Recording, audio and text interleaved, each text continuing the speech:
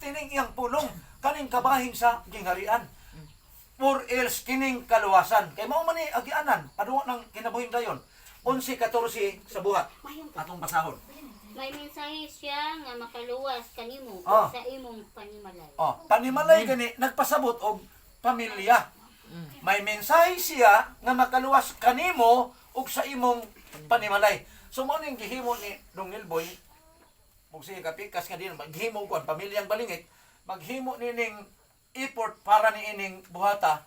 Dili lamang kay para lang niya kundi ang effort ini sterilay maluwas ikaw ug ang imong panimalay. Kung nakadungog mo sa kasaysayan ni Noe, si Noe 120 ka tuig existir nga winali. Pero ang iyang gisiguro, ang iyang pamilya. Ano naa si mensahe nga maluwas ikaw ug ang imong panimalay, nagpasabot og pamilya. Mo ni siya nga para di inis kaluwasan. Karon asa manato mabatni. Wala ni dito sa mga kasaysayan, mga comics, mga o si Rizal, wala ni dito. Ang kaluwasan atong maangkune pinaagi ni ining balaang kasulatan. Ikaduhang Timoteo kapitulo 3 15 ngadto 17. Atong tan-awon na Sevilla. Asa ba nato maangkon ang kaluwasan? Gipasidaan na sa buhat 11:14. 3:15 ngadto 17. Okay, atong basahon.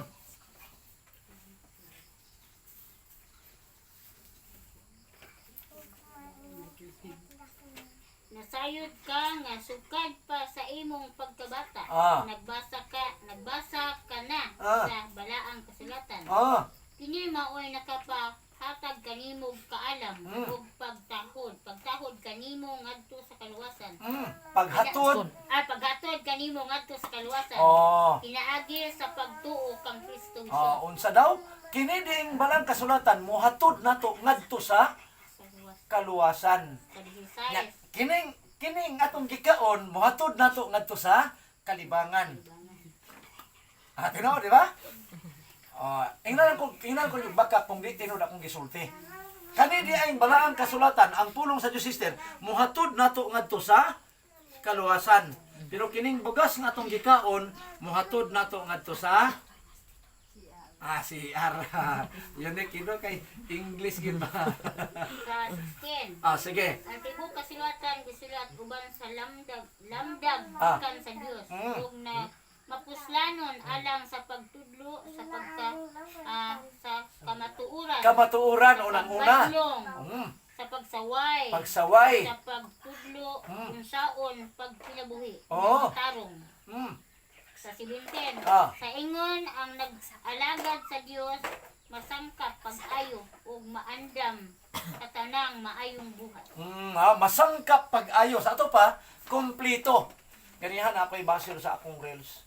Ingon pa niya nga, ang imong gisulti, insakto, pero ikaw, kuwang kag kahibalo, natiguwang na lang ka, kay grabe man yung mga basir sa kanang social media ron, grabe kayo, pag namin makahinaway imo, ugok, bulok, katok, grabe kayo, natanan, o kuwang ka sa... Film ko na sa una ko. Nailom na lang ko. Wala ka ganahin. Grabe, uplok, bugok, bulok, ako upaw, pangag. Nakoy kalaban nga, kuan Katoliko, si Sami Surya. Muna ko, Megoy, mag-amigo na lang ta. Kay ako, pangag. Muna ikaw, ako pa siya giingnan ba nga, ako pangag, muna ikaw, mapangag, ramang gihapon ka. Ako na mga adlaw, kaniyang ngipon, manghawa, mangyapon na, mag-amigo na tali, lang ta mag-away. Naganahan po na niya kay gahapon na sa birthday dito sa celebration. Nag-message siya sa kuha, happy birthday, Migoy, na kong gwapo. Thank you kayo, Migoy, gwapo. I love you with the love of the Lord. Balos po siya. I love you po, Migoy, sa ngalan sa gugma sa Ginoo. Prinsipyo, magkunkuan me. Pero ang kuan lang nga naagyuning gugma. Ya magsinawayay mi nagoy magkunito nga katawa ko ninyo ba kay magsinawayay mo pangag mga upaw niya. Ako upaw niya, ikaw pangag niya. Katawa sila kay ani mga padulungan sa tao. Pero ang dapat nato nga makahibalo ta na may nag-message sa kuha nga ang imong gisulti insakto man na pero kulang kas kahibalo. Nangapangag na lang kag nangaupaw. Wala pa gipakapin. Nga po, salamat kayo kay wa man pud ko maingon nga perfect na gyud ko. Yun ako, ikaw perfect na ba jud ka? Mangutana ko nimo kay perfect naman ka.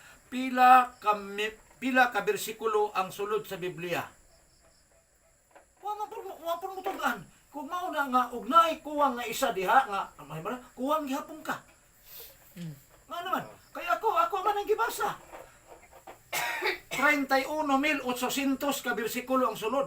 Nga ako siyang gipangutana, wa man mutugan.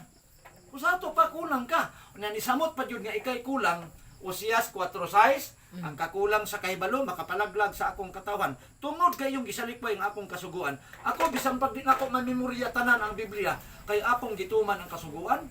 Perfect. O bitaw na Salmo 23:1, si Yuba mao akong magbalantay, walay kulang nako. Kung imong tumano lang yang sugo, dili kinahanglan nga hutdo nimo lang og kanang memorya ng Biblia. Kaya nga naman, ako nagsugod ko 99 pa, nya unsa nang tuig karon. So, pwerte nang daghana nako nahibal-an pero wa gyud ko moamin nga nahurot nako nagmemorya ang Biblia. Pero at least man lang akong gitun-an, mas daghan kog natun-an kaysa uban nga wa gyud magkugi og tuon sa Biblia. Ay kini, mohatod natog kaluwasan. Unsa pa? Aron ang tao sa Dios masinangkapan sa tanang maayong buluhaton. Ang tuyo ra gyud dinhi nga mahimutang sangkap, makumpleto ta ba? Dili sabton nga makumpleto nga mamemorya nato ng kuan kanang tibuok Biblia. Kung dili mahibal-an nato ang pinakasentro kinauyukan sa Biblia ug unsay atong benepisyo makuha. Pinadayag 1:3. Palihog ko Australia. Tan-aw nato.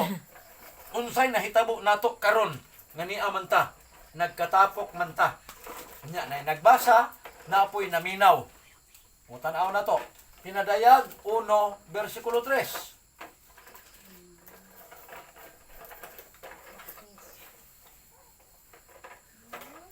Bulahan ang mubasa ng ining basahon. Bulahan ang mubasa. Ining basahon sa mga propesya. Propesya. Mm. O bulahan ang mamati og magtuman sa nahisulat. Ang uban wa man mubasa, pero bulahan ang namati. Mamati. Sa diha makabati ta? Unsa daw gisulti? Kay doon na ang panahon nga mohitabo kining tanan. Dunay mahitabo sa unahan. Sa unahan na po atong nisgutan na ha. Ang giingon lang bulahan ang nagbasa ug ang namati. Kay duol na ang panahon. Unsa man pag abot unya sa panahon nga ang atong Ginoo mobalik na, kita nga na nagtuon makabaton og kinabuhing dayon. Tinuod ba? Tinuod si Kristo mao'y nagsulti. Juan 5:39. Nganong ato ning gitun-an karon?